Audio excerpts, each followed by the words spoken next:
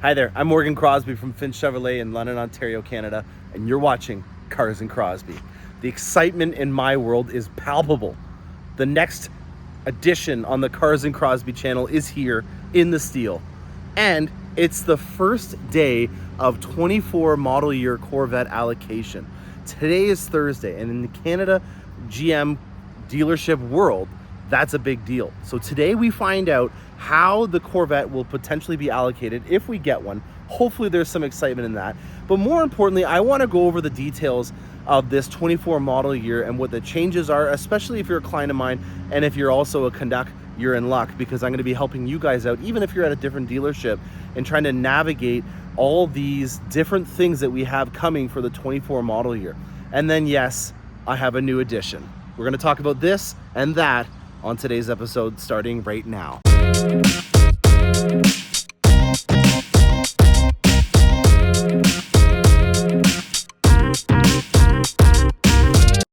Ladies and gentlemen, allow me to introduce you to a 2024 GMC Ultimate Denali HD.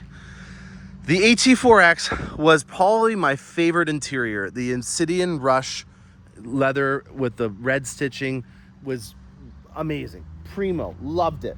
But I don't just buy trucks for the sake of showcasing them, even though that is a really good reason as a salesperson to do, to take the liberty of going out and trying out these vehicles so that you can showcase the features and the experiences to your customers is always a great thing.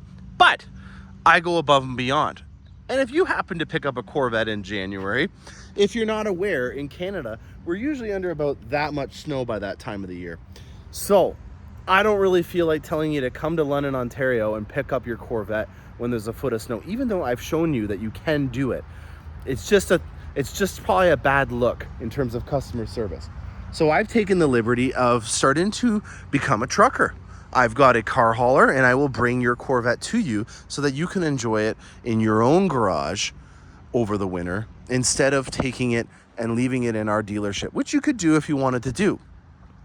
This is going to help me out quite a bit because it's an HD. This thing is designed for heavy duty towing. And when I have the Ultimate Denali, it's going to make me feel at least on the same level in terms of the luxury. The fit and finish is a little bit different in the inside, but I got Vader Chrome, baby.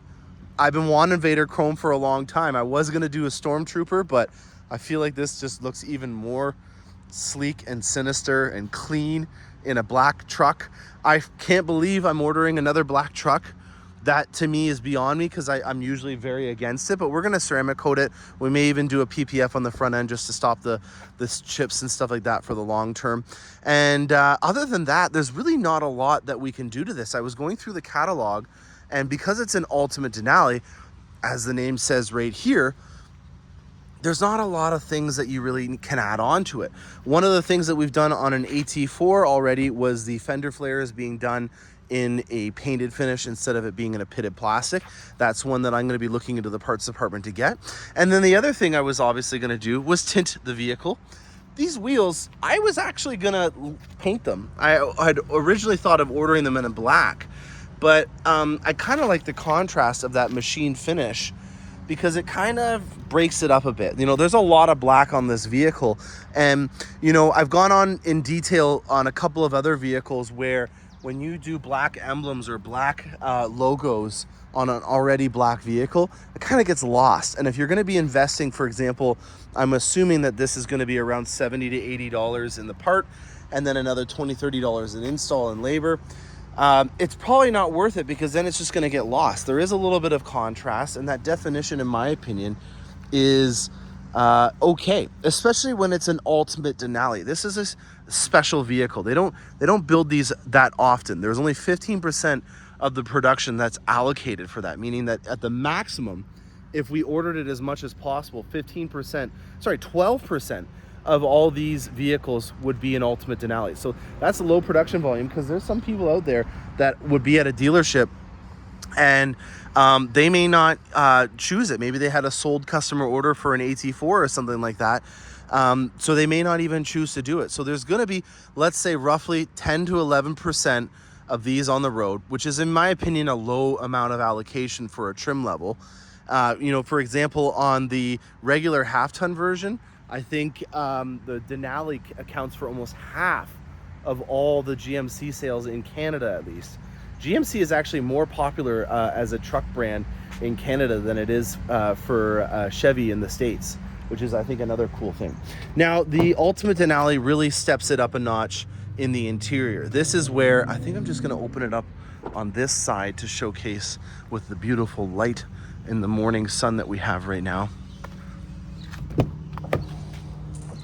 So we have a tailored stitch on here. This is another embossed leather similar to what we had on the AT4X, and then we have an open pore wood. You know what, guys, I'm gonna flip this around so that the sun is shining in it, because you got to see this in all of its glory. It's not doing some justice with it in the dark light here. All right, you gotta love that 999 kilometers of range on a 125 liter tank. This, all right, that is better. That is Alpine Umber, and it is the same kind of leather and interior styling that you can get on the half-ton Ultimate Denali. There is no Canyon Ultimate Denali. It does not have this type of leather, but this is a full grain leather, and you can really feel it and smell it when you first get in. That to me was the biggest thing that struck me as a reminder to my AT4X. And you know, on a little side topic, I do enjoy that they did bring over an upgrade from the AT4X, which also had a fully wrapped upper door on here. They left this area exposed because this is normally where a lot of snow and water will get in, and then water will creep underneath this hand wrapped leather trim piece and it'll bubble up. So this is actually by design to not have leather on it. The tailored stitching on this, in my opinion, is very classy. I enjoy it in all these areas in terms of detail.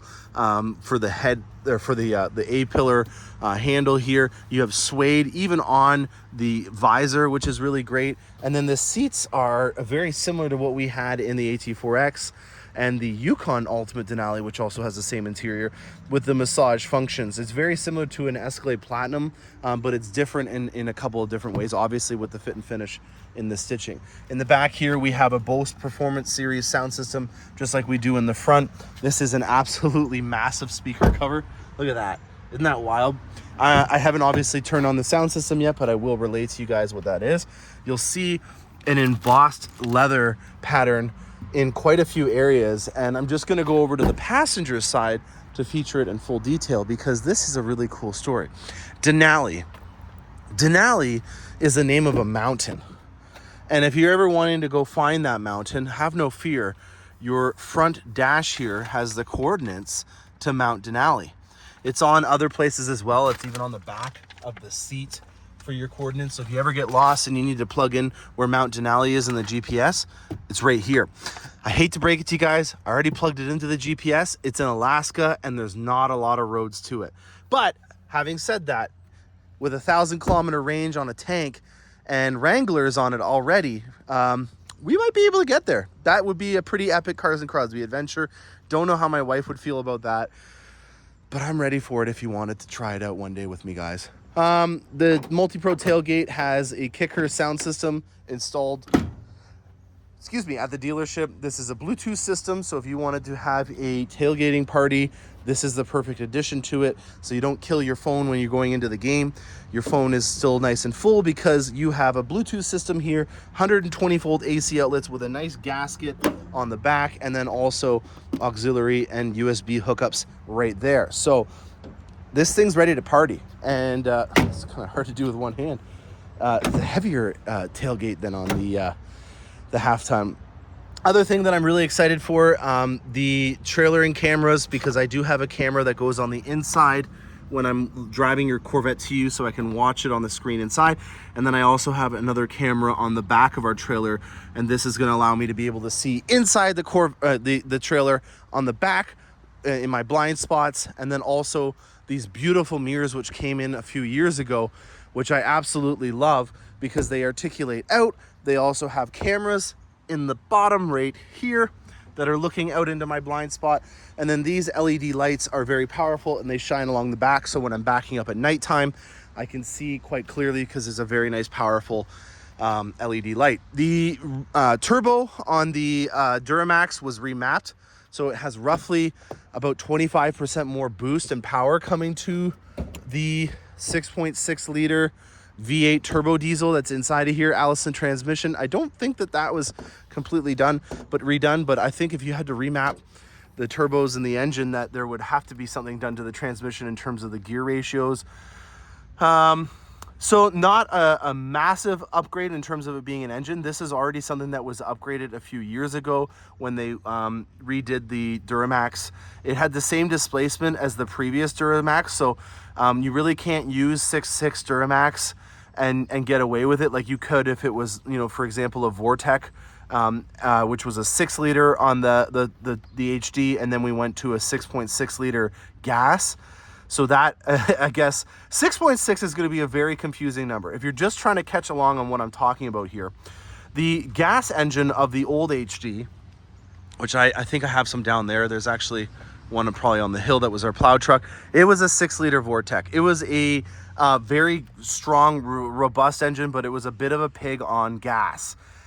We upgraded it when we did the new HD 3 years ago, and it went to a 6.6. It gets a little confusing because you have a naturally aspirated V6 engine, V8 engine making 6.6 liters in displacement, and then you also had the Duramax, which was 6.6. So both the displacements for the HD are 6.6 liters. One is a turbo diesel and one is a naturally aspirated V8 engine. So that is the confusion there. Hopefully that doesn't mistake anyone. So just don't use the displacement if you're trying to describe what kind of engine is inside of your HD, because you're just going to confuse people, and hopefully you don't fill this up with gasoline. If you're buying one of these trucks, I would hope you know this by now, but the nozzle is different from a gas to a diesel. So it's made so that the diesel can't fit inside of a gas engine. You'll see that this is a lot larger of an orifice, and that's meant so that you can't put a diesel fuel hose into a gas vehicle. So if you're trying to fight a fuel hose in because you're tired and you're on a long road trip, there may be a bigger reason on why it's not fitting into your car, and it just saved you a couple grand. All right, that is so far what we have on here. As I said, I kind of dig in the fact that these are chromed out because it's black. If this was going to be a Stormtrooper with my Vader chrome, I might have done a black emblem. I'm kind of also feeling this machine finish. I guess I'm just trying to justify that I'm not really going to do a lot of work to this vehicle because it is a workhorse and it already comes in the top trim level that looks pretty cool in my opinion. The only thing that I'm very considerate of, and I'm going to be going right to the parts after this episode is filmed, is looking at trying to find out if I can get the AT4 fender flares that are in a painted finish over the pitted ones, and then maybe even looking into smoking out these lights, as long as my insurance broker is okay with that, because you should not smoke out lights, because if they do cause an accident and it's shown that you blacked out your lights, which would indicate to people around you for obvious safety reasons, you're liable. So for the sake of looking cool, I don't know if it's worth it to cause bodily harm and injuries and damage to your own property in an accident by blocking out lights, which are meant to shine and be safe. So that's your dad moment of the day. Hopefully you guys enjoyed this component of it in the latest addition to my ultimate car hauler HD. Now we have an ultimate HMS Cars and Crosby, which is my car hauler format. And now we're gonna go to Corvette stuff. I hope you guys are ready, because I am pumped to find out what's going on with the 24 HD when I get inside. All right, I know I was gonna talk about Corvettes and allocations for 24, but had a little bit of an interruption. Not a bad interruption to have. A lot of Z06s on this truck. We got a Z06 here. You can tell because it's got the cup, or non-cup 2 tires, sorry, but it has the ceramic brake option.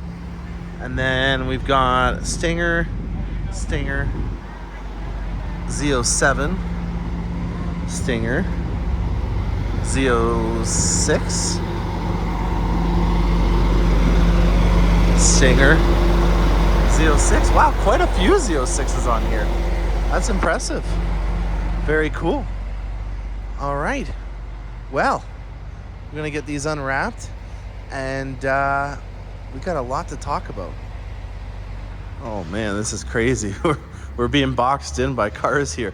We got Lyrics, XT5s and 6s that are being unloaded from Spring Hill here. So yeah, that's nice. I like it. It shows an interesting place to park though. We've got a new Z06 C7 to us on the used lot there. Argent silver. Our first look at a crystal white Lyric. Very nice, beautifully done. And then over here we've got Corvettes galore. There's the new Trail Boss Colorado there. It's busy right now, so I'm gonna try to find a place to be able to talk to you guys and go over everything. In the interior here, I've got a Finch original that's up for grabs. This is a 3LT hardtop convertible looking like a Rari. We've got a ceramic on Morello. It came back, the guy traded it in and took another Corvette. And then we have this Shadow Gray 2021. So we'll see that Corvette Z06 in a second. There's also a Stingray coming off that's torch red. But I wanted to go into a quieter area and talk to you guys about probably the most important thing related to Corvettes right now. There's a lot that I want to get off my chest, and I'm going to do it in a hot one take. Let's just make sure I'm still recording. Good. Still recording. We got our motivational quotes behind us. Let's get into frame here. All right. Fireside chat here, guys and girls. 24 model year. There is a lot that is changing. I would say that this is essentially a mid-cycle refresh in terms of the upgrades that are coming standard. On that note, there is a $2,000 price increase on base models and a $2,800 price increase in American dollars on the Z06 for the 24 model year. You're getting a soft close, you're getting some driving assist aids, and I'm sure there's some other stuff in there that we'll go into detail, but those are in American dollars. So if you're looking at this in Canadian dollars, you're probably going to see another 20% at a minimum added on to that premium price increase.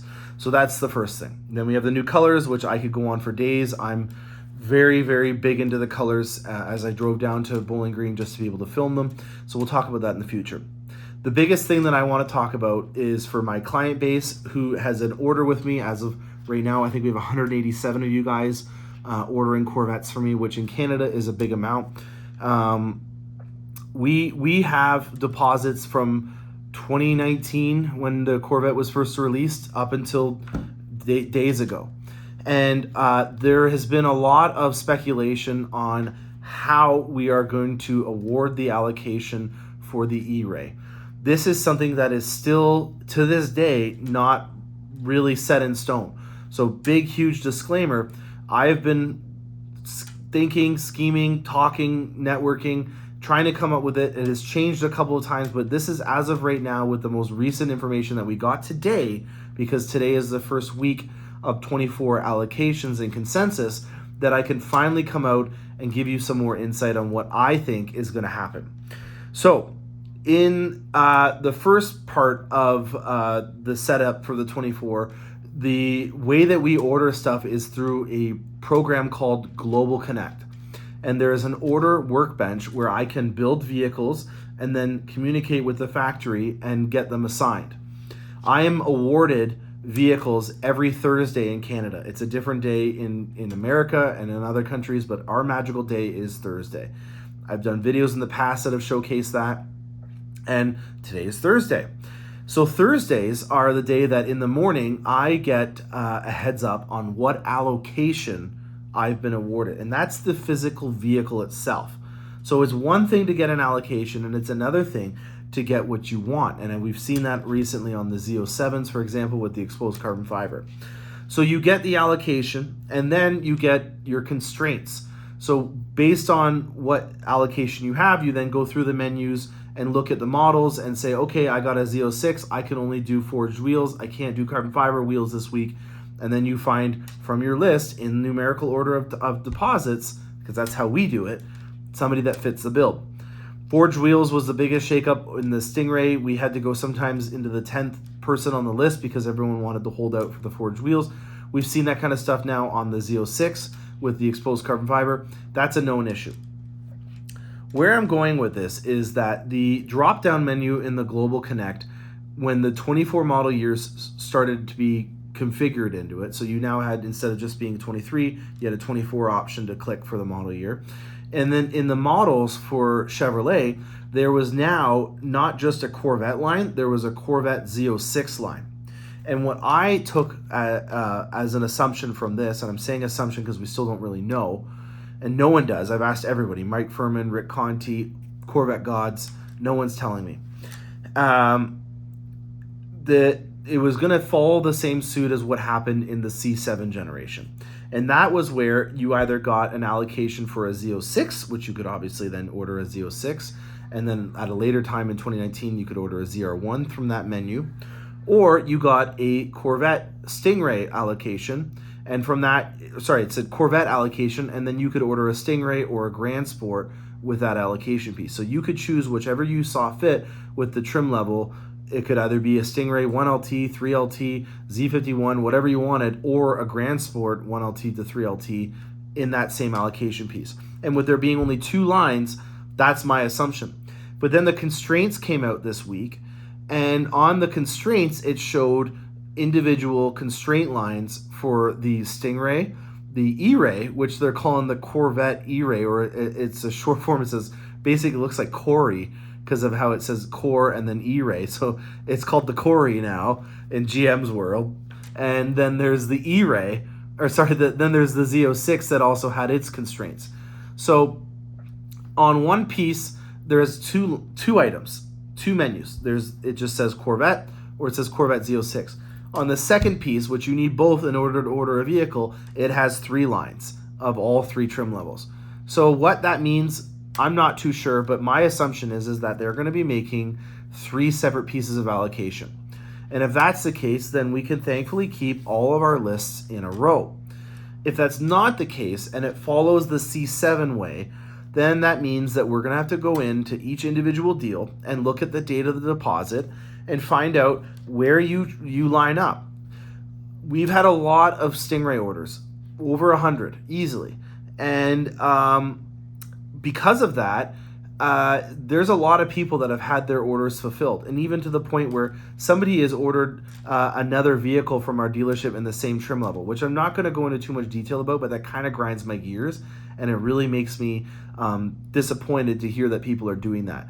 There are people out there that are trying to get a Corvette, and I think right now a lot of people are taking advantage of putting deposits at a lot of different dealerships or using my allocation and preferencing to get a second order in. And I'm not really for that, but we live in a capitalism society where if you give me a deposit and it's time-stamped, I'm going to place the order because that's just the way we do things here. We don't charge over MSRP.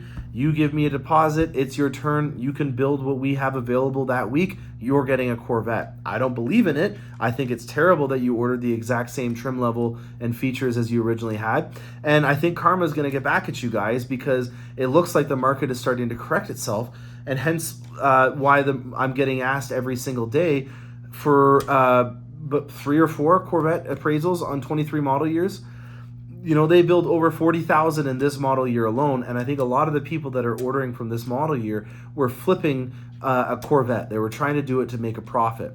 You know, I think everyone can agree that charging a markup on a vehicle is not really a very holistic, organic way of doing sales, and it really messes with the market in terms of a fair market value price. But I understand that there is a value on time, and if it takes 3 years to get a car and you can afford to spend $10,000, $20,000 to get a car now instead of in 3 years, I can understand that logic. But what I don't understand is, I guess I do understand why they're doing it, but what I don't agree with is when you buy a car, order the exact same thing and expect that you can flip it to make a profit. I think that you guys are going to be in for a rude awakening because the market right now is becoming oversaturated with Stingray Corvettes. I've also heard rumors that General Motors recognizes this as well, and that they're going to be increasing the production of wide-body Corvettes for the 24 model year. I've heard rumors that it's around 30%. I'm not too sure. I'm not a fan of rumors, but I am going to give you my insight on this episode on where I think we're going. I think that the Stingray market is oversaturated, and if you thought that you could sell it to make a profit, you should love the one you got. And if you ordered 2, then maybe don't take delivery of the second one and give it to somebody else that hasn't got a Corvette yet, because I think that this is an amazing product that needs to get into anyone's hands that's willing to pay the price for it and not have to pay over list to do it. So we're kind of reverting back, in my opinion, to the market of the C7, where you bought a Corvette, you enjoyed it, you built memories, and then you traded it in, and unfortunately it depreciated, but that's the cost of buying a depreciating asset. That's, to me, where we're at right now. So if you're listening to this episode and you're upset at me, sorry. I think that you need to take advantage of the fact that you were very fortunate that you got a vehicle at the beginning of the pandemic. The market was crazy. You might have sold it to make a profit, but those days are over, in my opinion, because we're now caught up. There's how many people are out there that are waking up from a coma, that are just finding out that the Corvette is an amazing car and are willing to spend $30,000 over list to get one instead of waiting a little bit. You know, Mike Furman, who is one of the largest Corvette dealers and is about to deliver his 6,000th Corvette, is got a reasonable time frame on his waiting list. There's Sioka, there's in New Hampshire, there's McMulkin. Those are all dealerships that you could probably get one in a very reasonable time frame. So, a little long-winded, but what I would take away from this is that you shouldn't be buying a Corvette to try to make a profit. You should be buying a Corvette because you want the Corvette and you're trying to build memories and all the reasons that I love this thing. If you're looking for a wide body, you're going to be in luck because they're going to start increasing the allocation of wide bodies over the Stingrays, which makes sense. As of right now, we are making the assumption that there's going to be 3 different pieces of allocation for these Corvettes, and that they will come according to your previous Corvette sales. And also, when it comes to our dealership, we're handing them out based on the deposit. So if you put your deposit in on April 20th and it was a guy behind you that was in July, you're getting it first. Pretty common sense, pretty safe practice in terms of making sure that everything is fair and square.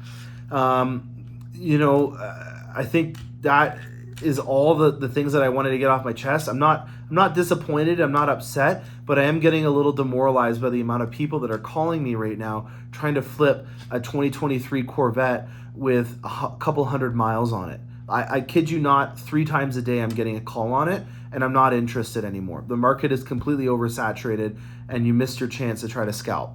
So not to end things on a negative note, we do have a lot of Corvettes and Lyrics and other things coming in. I've got my new truck that I'm going to be getting out on the open road for my family reunion, which is this weekend. I hope you guys enjoyed this. If you are on my E-Ray list, it looks like the end is near. I'm really excited at the idea of starting to get this. I myself am going to be a happy E-Ray owner, as I think it's the sweet spot in terms of having a GT vehicle that has a really nice curb appeal with a wide body. I'm going to leave you guys with this. Cacti. I'm feeling cacti. Talk me out of it in the comment section. Tell me what you think about me getting cacti with carbon flash accents and no exposed carbon fiber, all doing just the carbon flash accents. Keep me in the loop. Next thing that I'm going to be at is Carlisle in August. Actually, no, that's not true. I'm going to be at Woodward Dream Cruise for the 71st anniversary of the Corvette. I don't know why they announced it as that, because it's the 70th anniversary as of a few weeks ago on Corvette Day, which is June 30th, June 31st. There's going to be 70 Corvettes, one from every model year. I don't know how they're going to get an 84 because they only made a few of them, but it must be a museum piece or something like that. But on Woodward Ave, they're going to have every single Corvette there, and I'm hoping to be there to be a part of that and maybe do a 70 car Corvette walk around. That would be a pretty long-winded episode, but might be worth it to do a walk around video on all of them in a line, because that's going to be a poster piece for sure. Reach out if you have any questions. If you're looking at ordering a vehicle, I have one of the heaviest allocations for almost every vehicle in the GM brand. We are located in London, Ontario, and we deliver anywhere in the province of Ontario, free of charge included in your purchase. So appreciate you guys watching this. This is a very formative episode related to Corvettes and a new adventure with me having the ultimate HMS cars in Crosby now. Thanks a lot for watching.